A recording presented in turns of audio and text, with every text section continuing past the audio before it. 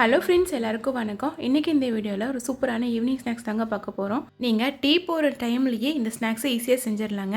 இதுக்கான இன்க்ரீடியன்ட்ஸ் கம்மி தான், பட் டேஸ்ட் சூப்பராக இருக்குங்க.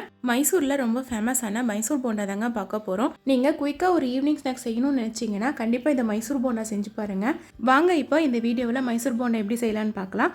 அகலமான பாத்திரத்தில் 3/4 கப் தயிர் சேர்த்துக்கோங்க. நீங்கள் எந்த கப்பால் மாவு எடுக்கிறீங்களோ அதே கப்பில் தான் 3/4 கப் தயிர் சேர்த்துக்கணுங்க. கூடவே 1/4 டேபிள் ஸ்பூன் பேக்கிங் சோடா சேர்த்துட்டு இதை நல்லா கலந்து விட்டுக்கோங்க. ரொம்ப நேரம் மிக்ஸ் பண்ணணும்னு அவசியம் இல்லைங்க. நம்ம போட்ட தயிரும் பேக்கிங் சோடாவும் ஒன்னாக்கி இந்த மாதிரி நுர மாதிரி வருங்க. அது வரைக்கும் மிக்ஸ் பண்ணா போதுங்க. இப்போ இதில் 1 கப் மைதா மாவு சேர்த்துக்கலாம். எந்த கப்பால தயிர் எடுத்தனோ அதே கப்பால 1 கப் மைதா மாவு சேர்த்துக்கிறேங்க.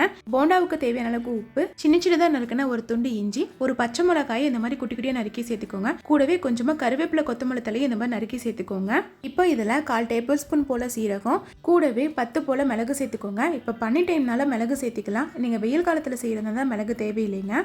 கடைசியா கொஞ்சமா பெருங்காயம் சேர்த்துக்கிட்டு இதை நல்லா கலந்து விட்டுக்கோங்க. இதில் நம்ம தயிர் சேர்த்திருக்கிறோங்க, அதனால தண்ணி விடாமல் ஃபர்ஸ்ட் இந்த மாவை தயிரோட ஒன்றா கலந்துக்கோங்க. அதுக்கப்புறமா தேவைப்பட்டால் மட்டும் தண்ணி விட்டுக்கோங்க. மாவு இப்போ பார்க்குறதுக்கு கொஞ்சம் டைட்டாக இருக்குங்க, அதனால் கொஞ்சம் கொஞ்சமாக தண்ணி விட்டுட்டு இதை நல்லா போண்டா மாவு பதத்துக்கு பிசைஞ்சிக்கலாம். ஒரே டைமில் எல்லா தண்ணியும் கொட்டிடாதீங்க, கொஞ்சம் கொஞ்சமாக தண்ணி விட்டு நல்லா கலந்து விட்டுக்கோங்க. இந்த போண்டாவுக்கு நீங்கள் மாவு பிசையும் போது இந்த மாதிரி இழுத்து இழுத்து பிசைங்க, அப்போ தான் போண்டா நல்லா உப்பெல்லாம் சாஃப்டாக வருங்க. ஒரு நிமிஷத்துக்கு மாவை இந்த மாதிரி இழுத்து இழுத்து நல்லா பிசைஞ்சிக்கோங்க. அப்போ தான் மாவு நல்லா சாஃப்டாக இருக்கும், போண்டாவும் நல்லா உப்பி வருங்க. பாருங்கள், இந்த மாதிரி நல்லா பிசைஞ்சு வச்சுக்கோங்க.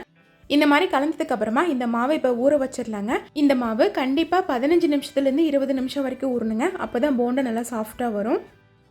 இப்போ 20 நிமிஷம் போல் ஆயிடுச்சுங்க. மாவு நல்லா ஊறிடுச்சு. இப்போ இதில் நறுக்குன ஒரு பெரிய வெங்காயத்தை சேர்த்துக்கலாங்க. வெங்காயம் ஆப்ஷனல் தான். எங்கள் வீட்டில் உள்ளவங்களுக்கு வெங்காயம் போட்டால் தான் பிடிக்கும், அதனால் நான் சேர்த்திக்கிட்டேங்க. உங்களுக்கு வேண்டாம்னா நீங்கள் அதை அவாய்ட் பண்ணிடலாம். நம்ம போட்ட வெங்காயம் மாவோட ஒன்றாகிற மாதிரி நல்லா கலந்து விட்டுக்கோங்க. போண்டாவுக்கான மாவு ரெடி ஆயிடுச்சுங்க. இப்போ போண்டா போட ஸ்டார்ட் பண்ணிடலாம். கடாயில் தேவையான அளவுக்கு எண்ணெய் விட்டுக்கோங்க. எண்ணெய் மிதமான சூட்டில் இருக்கும்போதே நம்ம கலந்து வச்சுருக்கிற மாவுலேருந்து குட்டி குட்டி உருண்டைகளாக உள்ளே சேர்த்துக்கலாம். கடைகளில் பெரிய பெரிய போண்டாவை போடுவாங்கங்க, பட் நம்ம வீட்டில் செய்கிறதுனால உங்களுக்கு தேவைப்பட்ட ஷேப்பில் போட்டு எடுத்துக்கோங்க. நான் இன்றைக்கி சின்ன சின்ன போண்டாவாக தான் செய்கிறேங்க. பாருங்கள், ஒரு பக்கம் வெந்தோடனே இன்னொரு பக்கம் திருப்பி போட்டுக்கோங்க. பாருங்கள், இப்போ போண்டாவோட கலர் நல்லா மாறிடுச்சுங்க. நம்மளோட மைசூர் போண்டா சூப்பராக ரெடி ஆயிடுச்சு. இந்த கலரில் இருக்கும்போதே நீங்கள் எடுத்துருங்க. இதுக்கு மேலே விட்டிங்கன்னா போண்டா கருகுன மாதிரி ஆயிருங்க. எண்ணெயிலேருந்து போண்டா எடுத்து வேற ஒரு தட்டுக்கு மாற்றிக்கோங்க. இதே மாதிரி மீதம் உள்ள மாவுலேயும் போண்டா போட்டு எடுத்துக்கோங்க.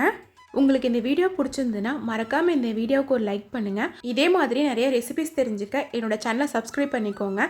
மறக்காமல் இந்த மைசூர் போண்டா செஞ்சு பார்த்துட்டு எப்படி இருக்குன்னு கமெண்ட் பண்ணுங்கள்.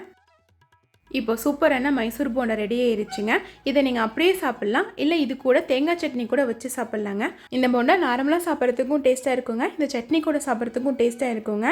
பாருங்கள், இப்போ இதுலேருந்து ஒரு போண்டாவை நான் ஓப்பன் பண்ணி காட்டுறேன். பாருங்கள், போண்டாவை தொடுறதுக்கே பூ போல் இருக்குங்க. செம சாஃப்டாக இருக்குது, உள்ளேயும் நல்லா வெந்து வந்திருக்குங்க. இப்போ இந்த சட்னியோட தொட்டு சாப்பிடும்போது அவ்வளோ டேஸ்ட்டாக இருக்கும். மறக்காமல் இந்த ரெசிபியை செஞ்சு பார்த்துட்டு எப்படி இருக்குன்னு கமெண்ட் பண்ணுங்கள். தேங்க்யூ.